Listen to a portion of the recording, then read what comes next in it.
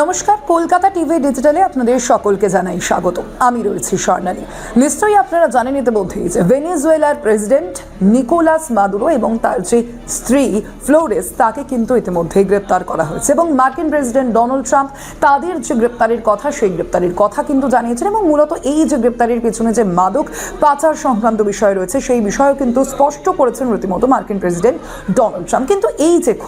খবর সামনে আসতেই কিন্তু ক্রমশই এই আলোচনা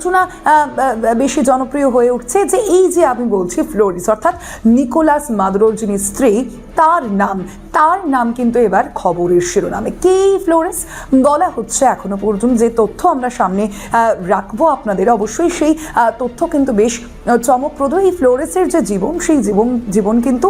অনেক ঢালে প্রবাহিত হয়েছে, অর্থাৎ অনেক স্রোতে প্রবাহিত হয়েছে এবং যেমনটা বলা হচ্ছে এই যে ফ্লোরেস 1956 সালের 15ই অক্টোবর সেলিয়া ফ্লোরেস তার জন্ম এবং স্বভাবতই সেই সময় খুব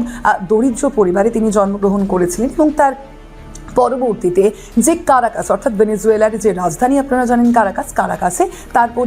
পরিবার সমেত তারা কিন্তু এসেছিলেন এবং তার পরবর্তীতেই আমরা দেখেছি যে এই যে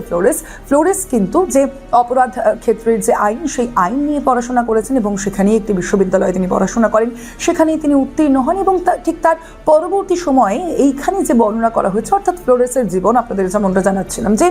একাধিক স্রোতে কিন্তু প্রবাহিত হয়েছে, সেখানেই যেমনটা দেখা গিয়েছে এই ফ্লোরেসের জীবনে কিন্তু নানান রকম জটিলতার সামনে এসেছে, নানান রকম মানুষের সান্নিধ্যে থেকেছেন এই ফ্লোরেস এবং ঠিক তার পরবর্তী সময় অর্থাৎ পড়াশোনা চলার পাশাপাশি কিন্তু তিনি সেই সময় একটি পুলিশ স্টেশনে কাজ করতেন, একটি সাময়িক কাজ করতেন তিনি এবং ঠিক সেই সময় একজন পুলিশের গোয়েন্দার সঙ্গে তার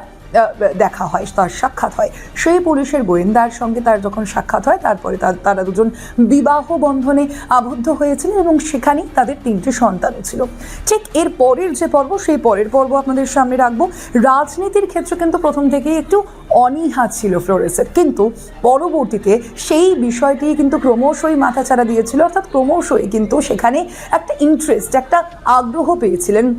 ফ্লোরেস অর্থাৎ নিকোলাস মাদুরোর স্ত্রী ফ্লোরেস এবং তার পরবর্তীতেই কিন্তু আমরা দেখি যে রাজনীতির ক্ষেত্রে এই আগ্রহের কারণেই কিন্তু তিনি এগিয়ে এসেছিলেন এই ধাপে এবং পরবর্তীতে যেমনটা দেখা গিয়েছে যে এক সেনা কর্মকর্তা চাভেজের সঙ্গে তার পরিচয় হয় এবং তিনি কিন্তু পরবর্তীতে ভেনেজুয়েলার প্রেসিডেন্টও হয়েছিলেন। ঠিক সেই সময় এই যে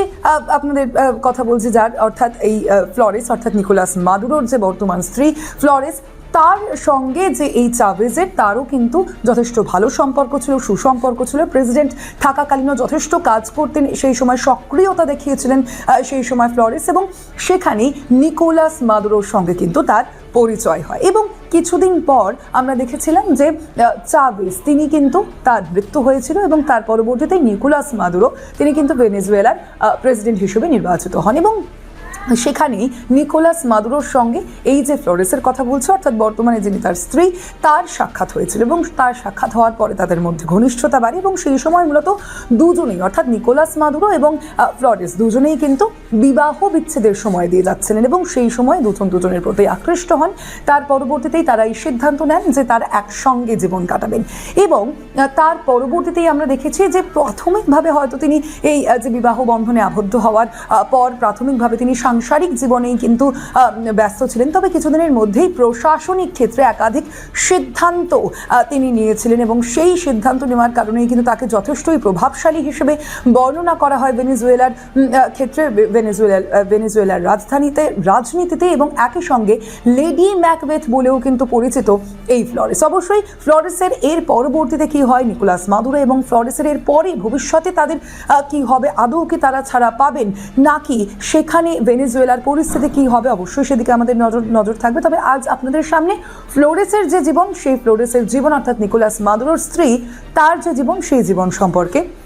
বিস্তারিত জানালাম। অবশ্যই এই সংক্রান্ত এবং তার পাশাপাশি অন্যান্য খবরের জন্য অবশ্যই দেখতে থাকুন কলকাতা টিভি ডিজিটাল রাত দিন 7 দিন।